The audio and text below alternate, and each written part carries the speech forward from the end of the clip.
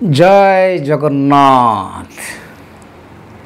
आज आध्यात्मिक वार्तालाप राजा अम्बरीशंक कथा चर्चा करिबा। भक्त वैष्णव से जणे राजा अम्बरीश परम वैष्णव जणे अति विष्णु भक्त। तांको कथा आज विस्तृत भाव चर्चा करिबा। राजा अम्बरीश ताक जीवन रे एक व्रत पालन करथिले, सेटा होछि एकादशी व्रत। से वैष्णव भक्त होइथिबारु विष्णु भक्त होइथिबारु एकादशी व्रतटी को से अति निष्ठापर सहित पालन करुथिले। केमिति ना एकादशी दिन तो निर्जल रहुथिले, उपवास करुथिले। ता पूर्व दिन दशमी दिन एक बार भोजन करुथिले।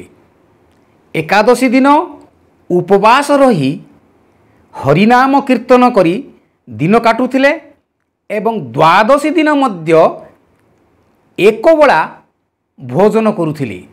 जो एकादशीर नियम अछि से नियम को अति निष्ठापर भाव से पालन करुथिले।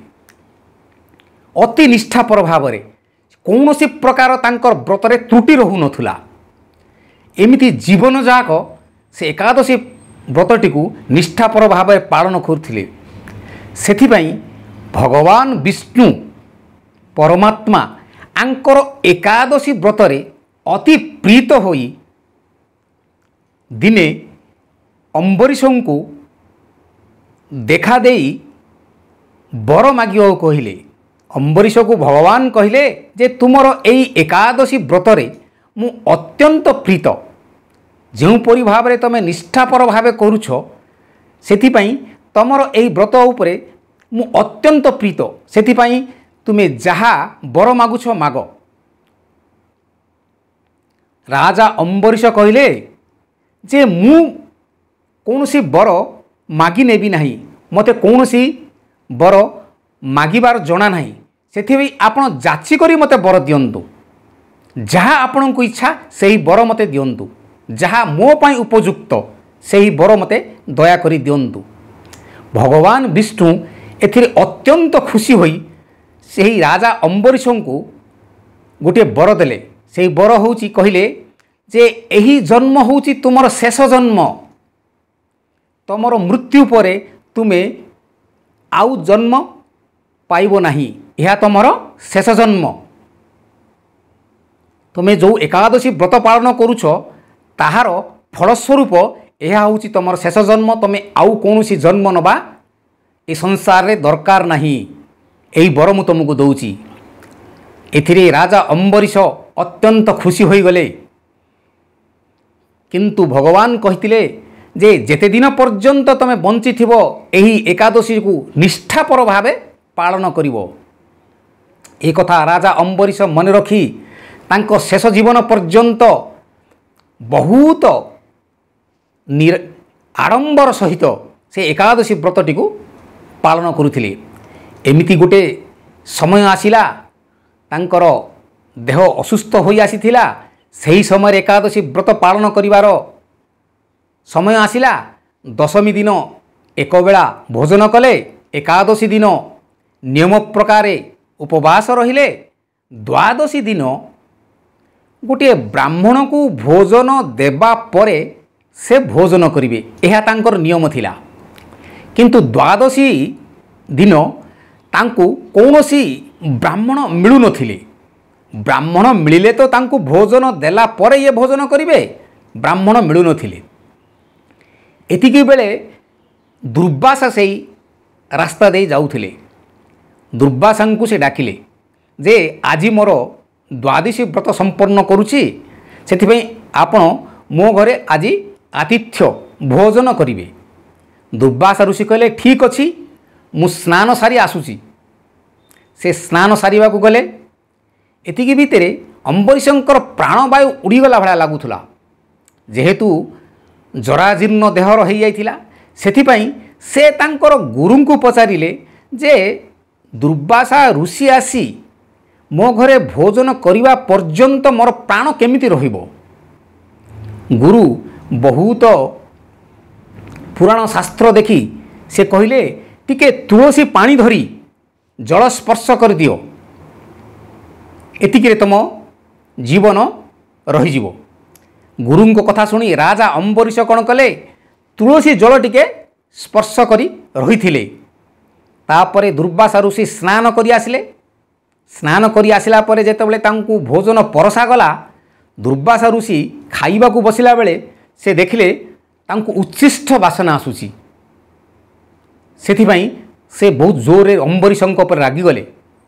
ରାଗିଯାଇ କହିଲେ ଯେ ତମ୍ଭେ ମୋତେ ଭୋଜନକୁ ଆମନ୍ତ୍ରଣ କରି ନିଜେ ଭୋଜନ କରିସାରିଛ, କାହିଁକିନା ମୋତେ ଏଇ ଭୋଜନରେ ଉଚ୍ଛିଷ୍ଟ ବାସନା ଆସୁଛି।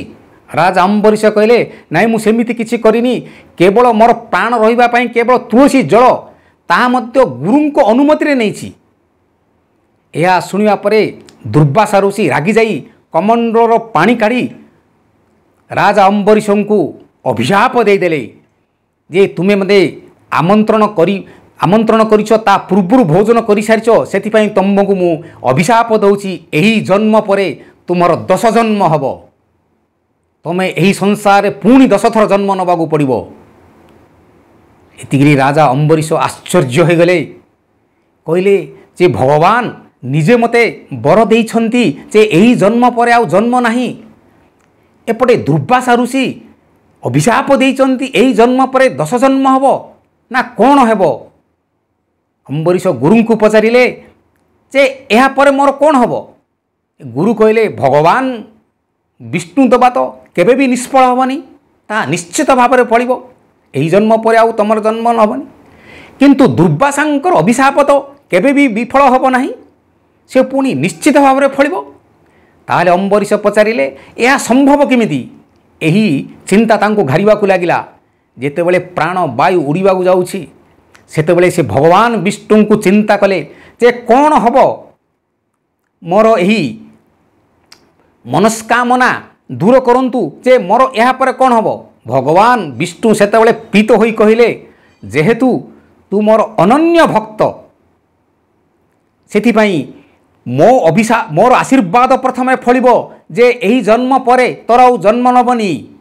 କିନ୍ତୁ ଦୁର୍ବାସାଙ୍କର ମଧ୍ୟ ଅଭିଶାପ ଫଳିବ ଯେ ଏହି ଜନ୍ମ ପରେ 10 ଜନ୍ମ ହେବ। ତାର ସମାଧାନ ସ୍ୱରୂପ ଯେ ତୁମେ ତୁମର ପ୍ରାଣ ତ୍ୟାଗ ପରେ ତୁମେ ମୋ ଦେହରେ ଲୀନ ହୋଇଯିବ। ବିଷ୍ଣୁ କହିଲେ ଆପଣଙ୍କର ମୃତ୍ୟୁ ପରେ ଆପଣ ମୋ ଦେହରେ ଲୀନ ହୋଇଯିବେ। ମୋର ଆଶୀର୍ବାଦ ଫଳିଲା ଏବଂ ଦୁର୍ବାସାଙ୍କର ଅଭିଶାପ ପାଇଁ ମୁଁ 10 ଜନ୍ମ ନେବି।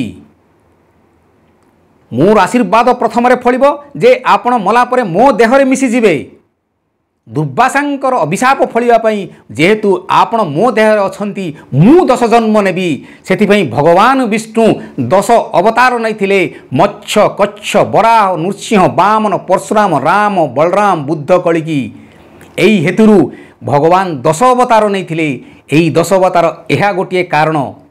ଏହା କେମିତି ଲାଗିଲା ଆପଣମାନଙ୍କୁ ଭଲ ଲାଗିଲେ ମୋତେ କମେଣ୍ଟ କରି ଜଣାଇବେ ବୋଲି ମୋର ଆଶା। ଏତିକି ରହିଲି, ନମସ୍କାର।